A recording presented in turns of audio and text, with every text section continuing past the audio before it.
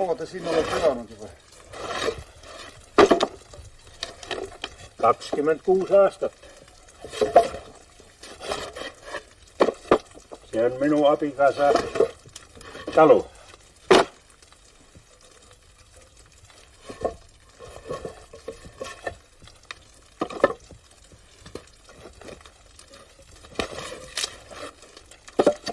Nüüd olen üksi juba 2 aastat.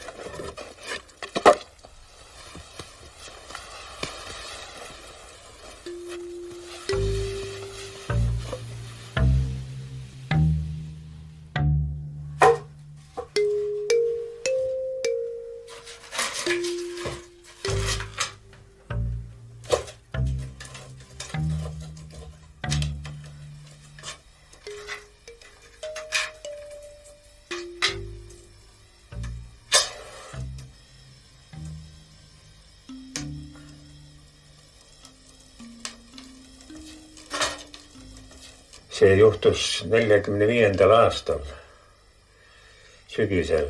Siis olid suured haarangud ja palju metsavendi ja need metsavennad tegutsesid ikkagi ja tõmbasid endale siis sellega vastulöögiga kaela. Mina olin tookord üksik, aga juhtus õnnetul kombel niimoodi, et ma olin esimene ohver haarangul. Eesti-Läti piiri peal läksin julgeolekuhaarangule kohe sisse. Ma hakkasin muidugi jooksma ja kui jõudsin esimeste puude vahele, siis tabasid mind juba kuulid, lõhkevad kuulid. Üks nendest tabas ja purustas käe, aga õnneks ma sain puude põõsaste vahele ja siis kadusin nende silmist ära, läksin sohu sisse. No, nemad muidugi vette järgi ei tulnud, nad hakkasid seda soolompi ümber piirama ja sellega sain ma natuke aega ettepoole. Ma läksin sealt edasi umbes 3 kilomeetrit Lätimaa sisse ja siis ühte paika oja äärde jõudsin, siis oli verd juba nii palju välja jooksnud, et ma enam edasi jõudnud minna ja sain siis ütelda ühele vanamemmekesele, kes seal karjaga oli, et teata Läti metsavendadele, et nad tuleksid mulle järgi ja sinna ma siis maha jäin. Ja siis Läti metsavennad tegid seal ruttu kanderaami, panid mind kanderaami peale ja õlgadel siis 2 meest viisid siis mind oma punkrisse ja siis hakati minule otsima arsti. Seda arsti ei saadud enne kui 10 päeva oli mööda.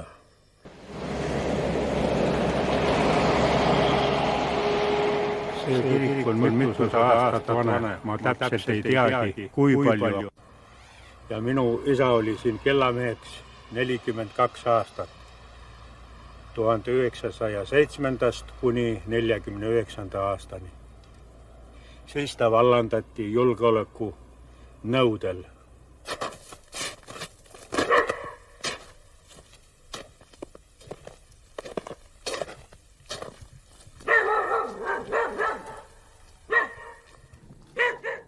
See maja on ehitatud samal aastal, kui sündis minu ema, 1884. aastal.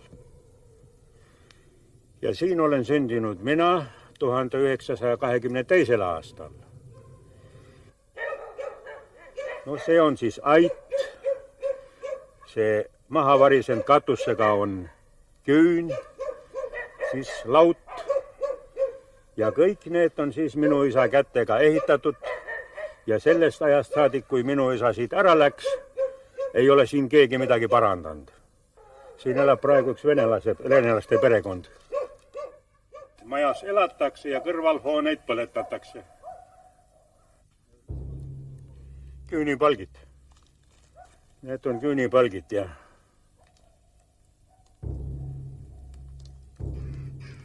see on sellest, et kõik on meie oma.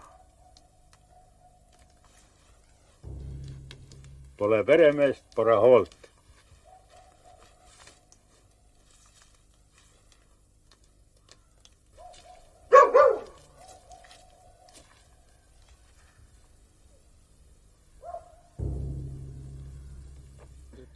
Siin küünis ma ennast varjasin 45. aasta suvel. Siit oli maantee peale hästi näha kõik liiklemine. Ainult taganeda polnud kuhugi. Kas niimoodi kodus varjamine ei olnud ohtlik? Oli.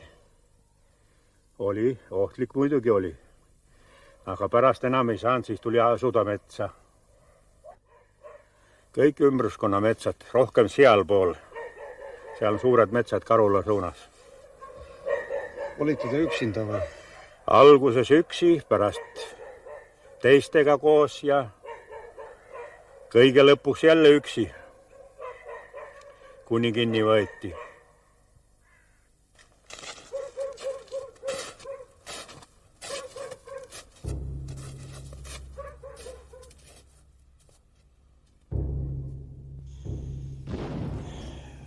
Tol momendil, kui algas sõda, olin ma Valga tööstuskooli poiss.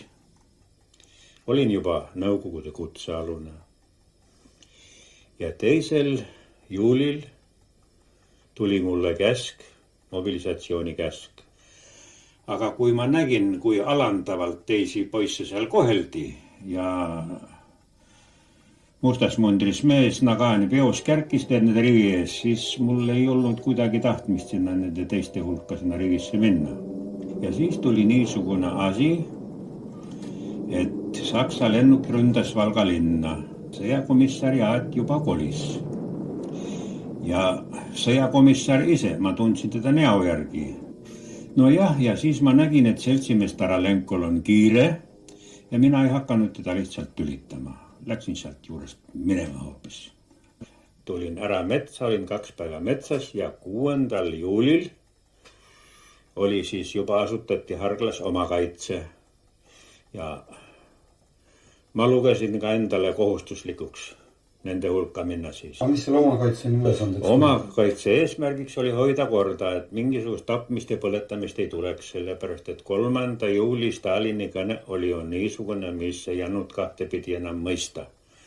Selles oli kindlasti öeldud selles kõnes, et kõik tuleb hävitada vaenlasele, ei tohi jääda päevarju, liitritki kütust ega kilogrammi vilja. Kõik tuleb hävitada, karjad tuleb ära ajada. No ja me siis katsusime seda organiseeruda, et kui see põletamine tuleb, siis kas või oma elu hinnaga vastu hakata. Aga õnneks seda põletamist meil ei tulnud. Kuigi suured hävituspataljoni jõugud, lätlased ja kõik sõitsid läbi, need õnneks ei peatanud ja meie neid ka ei torkinud, sellepärast meil oli peaaegu palju käsi olime, ei olnud millegi vastu hakatagi. Nii et läks õnneks see asi. Ja omakaitse hoidis siis pärast korra majas kogu Saksa aeg. Kogu Saksa aeg oli võim omakaitse käes koha peal. Ja oli siis, tähendab, sakslased olid julgestatud ja oli kohalik rahvas ka julgestatud. Mingisuguseid vargusi ega niisuguseid asju nagu praegu on. Juttugi sellest. Terve see omakaitse kuulus 2. Saksa julgestusdiviisi koosseisu. Aga siis, kui juba rinne Narva all läbi murti, või mitte Leningradi juurest rinne läbi murti ja rinne taandus Narva alla, vot siis 9. veebruaril 1944 mobiliseeriti mind ja siis tegin kaasa need suured taandumislahingud Narva alt.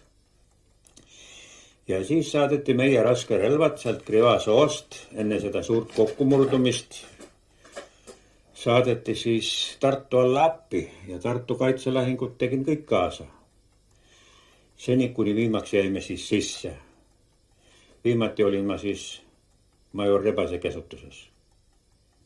Nende suurte lahingute ajal Tartul. Ja siis järgnes taganemine läbi kogu Eesti, Pärnumaale välja. Siis oli Pärnu juba võetud, kusagil enam minna ei olnud, midagi teha enam ei olnud. Riia alla ka enam ei saanud ja siis panin Pärnumaale relvad ära ja hakkasin koju tulema. Sain kuskilt mingisugused närud ka selga ja tulin siis koju. Ja sellest ajast saadik ma siis enam inimestel ennast ei näitanud. Koju jõudsin muidugi öösel. Vend oli 2 päeva ennem tulnud, tema käsutati Valka, viidi minema mobilisatsiooni sildi all ja enam ta tagasi ei tulnud. Oli 12 aastat vangilaagris, jäi siis kuskil kaevanduses alla, sai kõvasti muljuda, vaevalt ellu jäi, tuli kodu ja siis kodu sai ta 56. aastal alles ja suri mõne aasta pärast.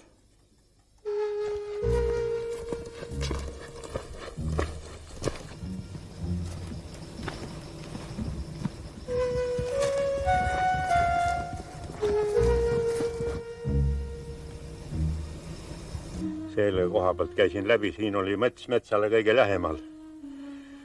Seal üle jõe on lõuna pool ju suur mets, 3 kilomeetrit Läti piir. Noh, mis puutub selle metsavenna asja, siis niisugust asja ei saa olemas olla, et inimene ei suhtle kellegagi. Ikkagi peab ta suhtlema, kas ühte teist on vaja, mida on tarvis, mida vaja tuleb iga päev. Kellegi käest peab ta ju saama. Ja mina elasin küll peamiselt inimeste toetusest. Tutvusringkond oli mul küllaldaselt suur ja millegi pärast mind usaldati, eriti peale selle, kui ma ilma käeta jäin. Mina ei kapituleerunud, välja ei tulnud metsast. Ja isa tõttu, isa oli lugupeetud mees.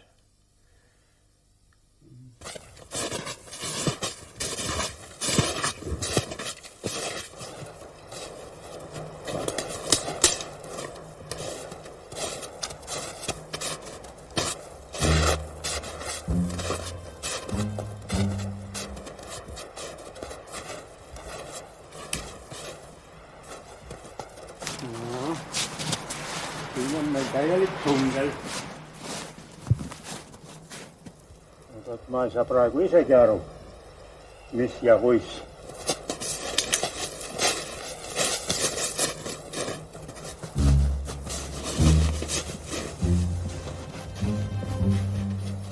Ma ei saa siin veel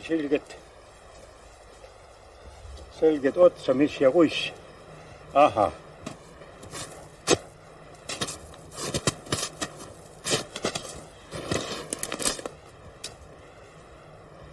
Hoopis teises kohas.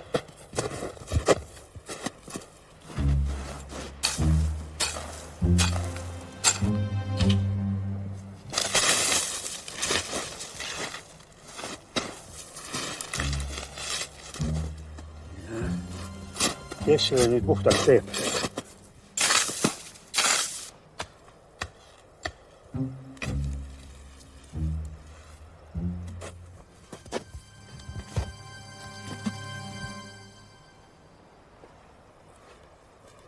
Nii, ma siis katsun, kas peab või ei pea. Ei kurat, kahtlane küll. Aga noh, eks te tirite mu siis välja vast.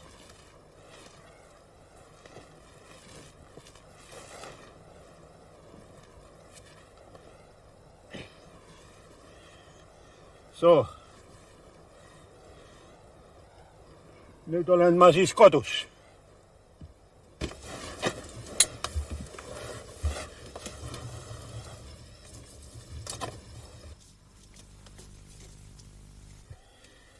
Nii, see on siis minu voodi.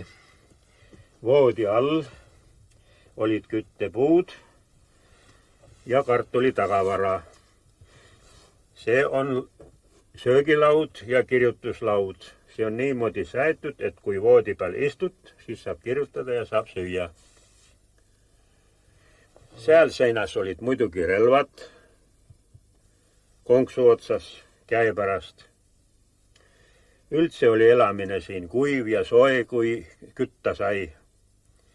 Siis niiskust enam ei olnud. Päevakord oli niisugune, et hommikul enne valgeks minekut 2 tundi pidi üleval olema. Siis tuli punkeri kütta, toit valmistada ja kui natuke hakkas juba koitma, siis pidi olema postil. Sellepärast, kui postil ei olnud, siis seltsimehed tulid ja virutasid käsigranaadid sisse. Vot, mitte niisugused nagu see, aga nendel olid teistsugused. Teil olid sellised? Jah, meil olid sellised. See on minul veel viimane reliikvia. No ega ta ei plahvata, ma loodan. Ei, ta ei plahvata ja kui ta ka plahvataks, siis mul on kodus teine veel. Sellest pole midagi.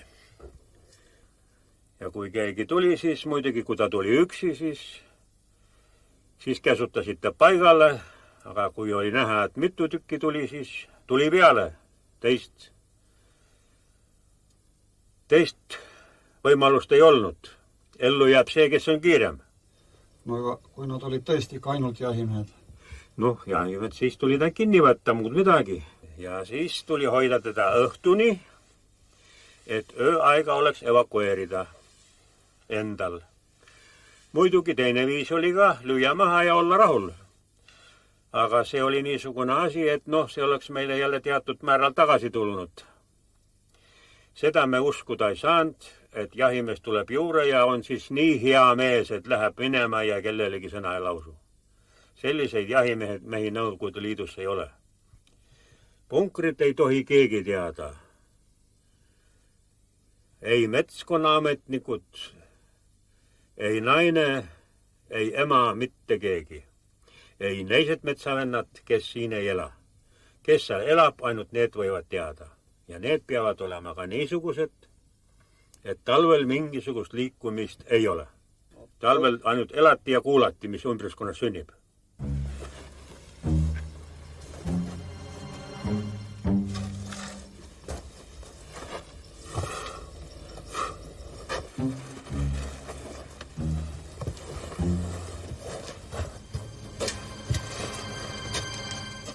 Ja siitsamast soost saime vett ka sügisel. Aga siis talvel muidugi lõppes vesi otsa ja siis tuli sulatada lund. Ja sellest veest elada. Muidugi saunas käimise lõbu jäi ära.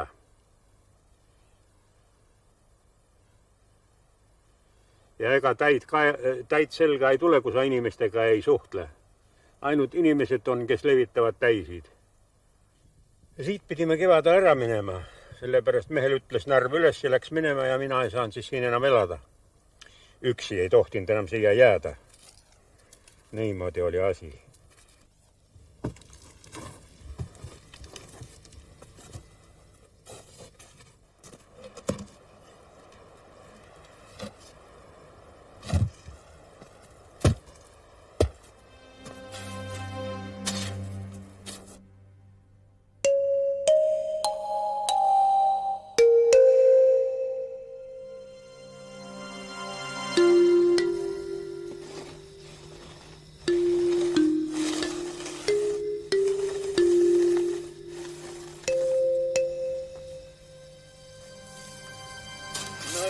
Praegu on lumi juba kõvaks läinud, aga siis kui ta pehme on, siis ei ole nii hull. Ja kui vallid on madalad, aga nüüd on varsti nii, et ei jaksa üle vallina visata.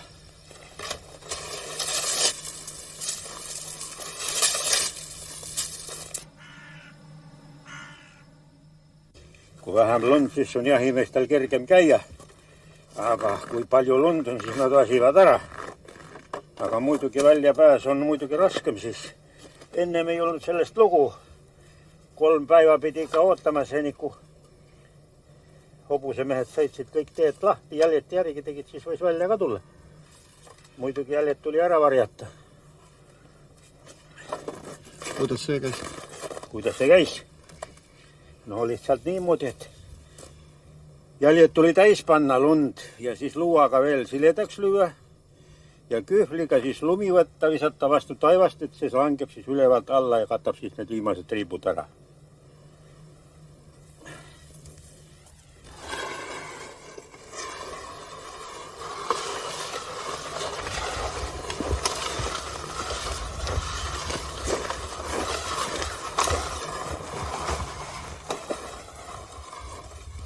Ma ei lasknud kunagi, et inimene tõi mulle midagi metsa. Mitte kunagi seda ma ei lasknud läbi. Kui midagi tarvis oli, ma läksin ise ja ma sain seda. Aga mitte niimoodi, et see oli väga kahtlane, kui inimene võtab korbikesse toiduaineid, midagi tuleb metsa mööda lõusida. Ta võidi ju iga hetk kinni pidada ja siis oleks ta kohe vahel olnud. Niisugust asja ei tohi metsavend iial riskida, et keegi talle midagi toob. No, ega see NKVD vist ka ei tukkunud või siin oli ei, nendel oli nuhkimine kõva. Peeti silmas kõiki, kes käisid läbi, tähendab metsavenna vanemate või sugulastega või kõikidega. Ja alatine passimine passiti kuude kaupa öösel. Võeti valve alla, millal ta tuleb nüüd jälle. Ja mul oligi niimoodi, et ma katkestasin täielikult läbikäimise. Isa ei teadnud, kus ma elasin. Ema suri juba 47. Isa ei teadnud, kus ma varjasin ennast ja meil ei olnud mingisuguseid sidemehi. Ma just selle pärast, et nad võivad hakata piinama, hakata peksma ja siis võib tulla niisugune asi välja, et inimene ei jõua lihtsalt seda taluda. Aga inimese süda on puhas, kui ta mitte midagi ei tea, siis ükski piinamine seal ei aita. Ja teine asi, inimene on julge, et ta tõesti mitte midagi ei tea. Ma võin vabalt ütelda, et mind peamiselt toitis rahvas, mitte vanemad. See oli väga suur risk. Kuid hoolimata sellest oli mul abistajaid. Ja pean ütlema, et mitte nõnda nimetatud kulakute hulgast, vaid just niisuguste inimeste hulgast, kes ennem vaesed kui rikkad. Ometi, paraku. Oli niisuguseid juhuseid, kus kulakupojad läksid nende teenistusse. Nii KGB-sse kui nad võeti kahel käel vastu. Ja kasutati ära oma klassi hävitamiseks.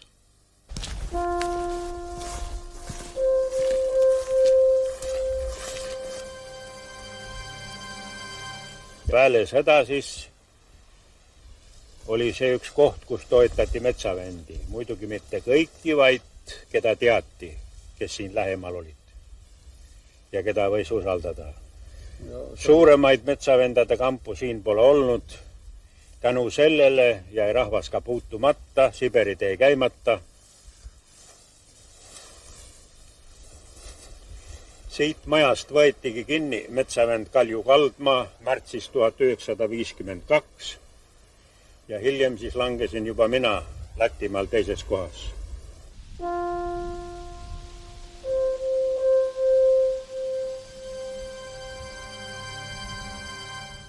Sellest külast pole ühtegi paliselanikku enam siin alles. Siin oli siis minu tare lävi selle koha peal. Siin punkris elasid siis tookord 50. aasta talvel 4 meest ja 1 naine. Metsavaht sai teada, et punker on seal sees. Meile ta midagi ei ütlenud, aga siis hakkas vigurdama, pani sinna ümbruskonda püsti need põimendusraia tulbat. Ja kui me nägime seda, et see meie punker on langisihtidega piiratud, tulbad sisse pandud, siis muidugi arvasime, et seal tuleb see raietöö talvel ja siis avastatakse niikuinii ja läksime ise sealt ära. Aga pärast tuli välja niimoodi, et ei olnud seal mingisugust raiet ette nähtud, 2 metsavahti lihtsalt leppisid kokku selles.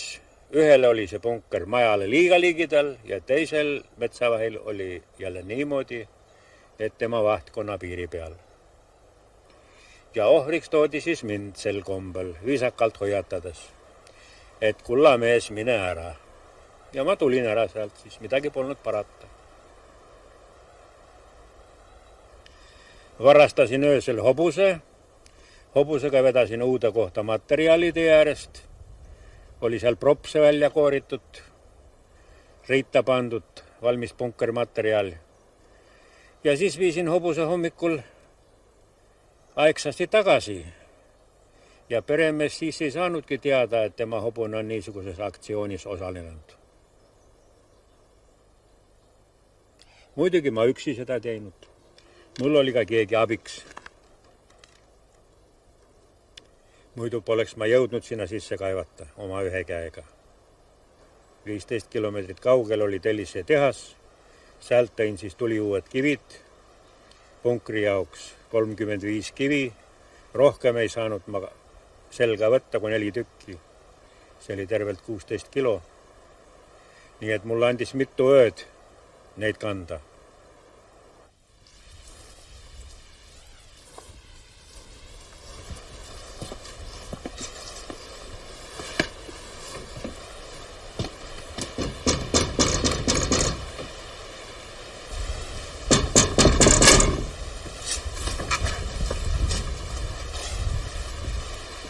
On kuskile liikunud, võtti on ees. kas ta on teist pool maja või?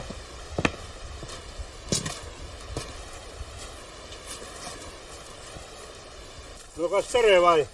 No tere. Sa oled nagu põrgupõhja vanapagan siin. Kõik, et punkris sinu ei olegi, vällan oled. Ja, No. aga mis see lukutu tähtas, et vällan oled? No jaa, no näytäs, et vällan oled, aga võtti Ja. oli. Ja, no võtti oli Ja. ja tolgi signaalis, et näed No nemad siis Tallinna mehed tuli sinuga kaema. Sinuga ka või?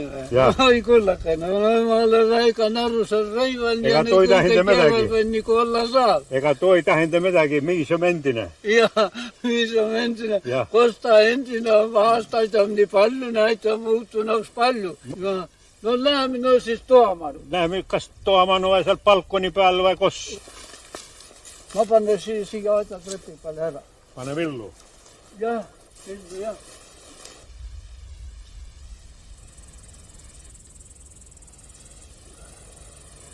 No, ma olen Hõrvel. Ja. Tulge siis siia anne. Kuidas siis? Tallinna mehed külastasid ja siis mind ja tahavad siis teada nendest endistest aigadest. Ja kuna sina olid ka siis mul sõber mees nendel raskedel aigadel ja siis seda kah, mis sina sellest asjast arvad ja kuis tookord siis Suhtuti ja niisugune. Sina olid. jah, nii kui mina olin. Jah. Nüüd on kõik siin. Noh, me olime koos sõjaväes, kus formeeriti 20. diviisi ja Jah. mina jäin Eestisse, aga tema tegi pika sõjatee kaasa Saksamaal. Jah. Jah. Kus tuo Opelnikott oli, kus sa sees olid või? Jah, Opelnikott, jah. No, mis siis oleks juhtunud, kui teed saadud, et sa mind avitasid? Muidugi oli ohtlik, muidugi oli, neil olid ja nuuskurid igal pool välja, isegi niisugune asi, et sauna taga oli ka nuhid olnud väljas, kui inimesed olnud mitmekesi saunas olnud, et mis nad seal seen räägivad, et seal see jutt on nagu rohkem ladusam, siis seal siis midagi saada ja neid nuhke oli siis neid nii palju väljas, et ära kõnele. Oleks viidud Siberisse ja 25 + 5. ja Jah, Isamaa rööter ja Koplide või? ei, koplid ei tule miatud. 3 kõige raskemat küsimust oligi see, et keda sa olete tapnud, kes teid on varjanud, kes teid on toitnud. No oli 3 põhilist küsimust. Noh, tapma just inimene ei pea, kui ei ole tegemist vastastikuse tulistamisega. No aga siis, kes on varjanud? Tollest sain ma kergesti üle, mul oli metsas punkrid, mis ma ette näitasin, et vot siin olen ma elanud ja lõpp sellega. Aga no siis toiduasi. Toiduasi oli juba raskem. Ma räägin seda niimoodi, et olen elanud röövimisest ja ma ei ole kohalike elanike käest midagi saanud. Ja neid röövimisi siis minu arvele ka kirjutati. Kuigi need kõik ei ole õiged. Ei saanud ma ometi ju ütelda, et vot see või teine inimene mulle midagi andis. See oleks kohe kadunud olnud. Ja mul läks nii hästi, et minu pärast kedagi kinni ei pandud. Mitte kedagi. Üksi seisin kohtu ees. 52. aasta märtsis võeti kinni minu võitluskaaslane metsavend Kalju Kaldmaa. Kuigi meil eelnevalt oli kokku lepitud, et me üksteist ei tunne, ei tea. Aga millegipärast see mees rääkis kõik välja. Kõik, mis ta teadis.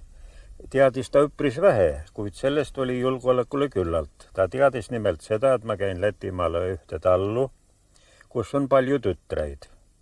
No jah, ja julgeolek siis võttiski need Läti piiriäärsed talud kõik luubi alla ja avastati see talu, kus tõesti oli palju tütreid ja kuhu mina käisin. No ja peremees võeti siis pihtide vahele ja anti temale siis valida, kas oma perekonna saatus või siis annab mind ära. Ja tema läks siis viimase peale välja. Läks selle peale välja, et talle lubati veel 10 000 rubla minu päe eest ja tema siis saigi nende agendiks. Sügisel oli ükskord asi nii kaugel, et tuli sinna minna. Ja ma ei aimanud põrmugi, et inimene, kes 7 aastat on olnud mulle ustav ja truu, et see mees võib saada minu äraandjaks.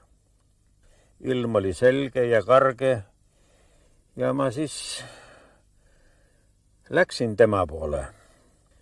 No ja läksin metsa ääre ja andsin talle siis märku. Peremees oli ise õues ja nülgis lammast. Ja kui ta mind nägi, siis viskas ta selle verise bussi maha ja tuli minu juure metsa äärde ja kutsus tuppa. Ma ütlesin, et kuule, et ma ei taha tuppa minna, et ajame siinsamas juttu. Tema tuli siis tagasi ja oli tal üks Läti riigiviinapudel käes ja klaas. Ma siis küsisin, et et mis juubel sul on siis, et nii viina rohkesti on. Ja siis ta ütles mulle nii, et minu tütrel Margareetal oli sünnipäev ja et viina jäi üle. Ma ütlesin küll, et ega ma õieti seda viina ei tahagi, aga solidaarsuse mõttes. Ja siis ta kallas mulle ainult pool klaasi. Sellega siis peaaegu minu mälu lõppeski seal koha peal, ainult nii palju mäletan veel, et lääne taevas oli veripunane päike ja loojus selges taevas. Ja ühes sellega loojus ka siis minu vabaduse päike. Ärkasin ma siis kuskil ruumis, aga mul ei olnud muidugi mingisugust aimu, mis minuga on juhtunud. Ja siis läks nii palju selgeks see mõistus, et ma nägin, et minu ees oli 3 tsekisti. Käised üles keeratud, löögi valmis ja siis küsiti minu käest nii irooniliselt, et no Paul, kas sa tead ka, kus sa oled? Lätlased tundsid mind Pauli nime all. Ma ütlesin, jah, tean küll, aga kuidas te mu kätte saite? See oli ka meie vestluse lõpp, mind löödi sinna paika jälle unikusse ja nii, et mõistus kadus. Minu üle mõistis kohut vojennõi tribunal Vojsk MGB Estonskoje SSR.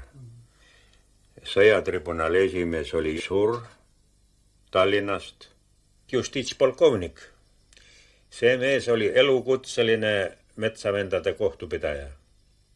Just metsavendade peale spetsialiseerunud. Ma olen vist Tallinnast lahkunud, mulle üteldi, et ta on Iisraeli ära kolinud. Advokaat oli, üks Tallinna mees oli, aga ma ei mäleta, kes ta oli, aga advokaat on niisugusel juhul täiesti kasutu tegelane. Kui ta aga tahaks, siis ta ei saaks ju mitte midagi teha, kui tegemist on sõjatribunaliga. Ja advokaat siis palus ainult kergemat karistust ja seal oli kõik. Ja kuna kergem karistus tol ajal ette nähtud ei olnud, kõigile tõmmati ühe rauaga 25+5. Ja lisaks veel kõige rangemat vangilaagrit. Isamaa reetur, Izmennik Rodine, paragrahv 58.1a. Kuigi ma oma isamaad kunagi reetnud ei ole. Need on siis vangide pildid Urali vangilaagrist. Kõik eestlased. Teispool on siis Urali ja Kallas. 56. Jah, 1. mail 56. Mordva, 18. juuni 1960. Umbes Lenini moodi. Tervisega oli janti, aga ainult tänu sellele vast elasin üle, et ma olin ühe käega, siis mind nii väga tööle ei sunnitud. Olin öövahi ametis ja siis aeti isegi metsatööle. Brigaad töötas, mina pidin siis tuld tegema ja niimoodi, niisugust abitöödel. Siberis oli maa ju külmand, kui raudteed ehitati, siis tehti tuli kusagile ja siis sulatati maad, auk maa sisse ja sealt siis kanti raamidega liiv. raudteeliiprite vahel. Kui 2 aastat mööda läks, siis ma hakkasin juba pakke saama ja sellest oli suur abi. Nii et need inimesed, kes mulle pakki saatsid, peamiselt need minu metsavenna-aegsed abistajad, tegid seda siis minu isa kaudu, sellepärast isa oli juba nii vaeseks tehtud, et temal polnudki midagi saata. Ja teine asi oli veel, vend oli ka vangilaagris, tema tahtis ka pakki, temal oli ka samuti elusurmanumber. Nii et seal oli mida, kuidas toime tulla. Peale 15 aastat anti mulle teine dokument, see on vangilaagrist vabastamise tunnistus. Vahepeal käis tribunal ja siis vähendas karistust 15 peale. 70 aastate paiku, siis kui ma Siberist tagasi olin. 42 aastat metsavennapäivil, vangilaagripäivil ja peale selle, kui ma kodu tulin.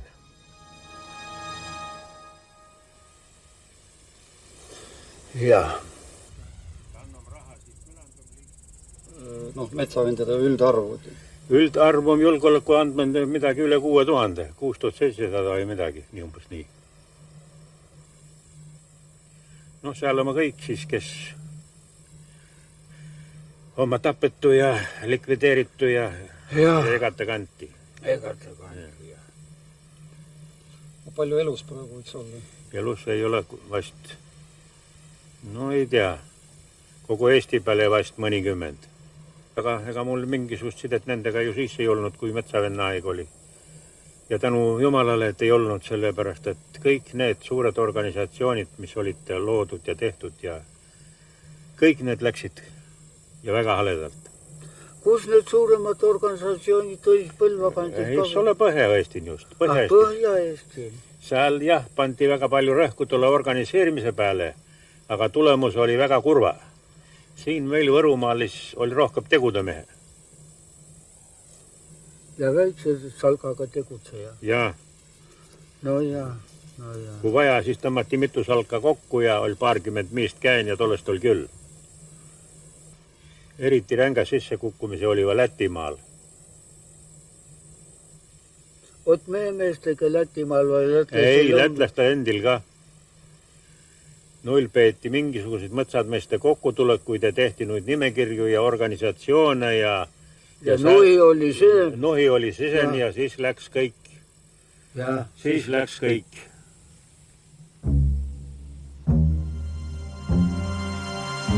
Ma mõtlen üldse sellepärast, et asi oli lõppude lõpuks sellesse, et kui on kahe äärmiselt niru olukorra vahel valida, siis valitakse ikkagi parem. Ja mulle paistis vabadus metsas palju parem olevat, kui kuskil vangilaagris nende võimu all. Kolmandat teed mingisugust ei olnud.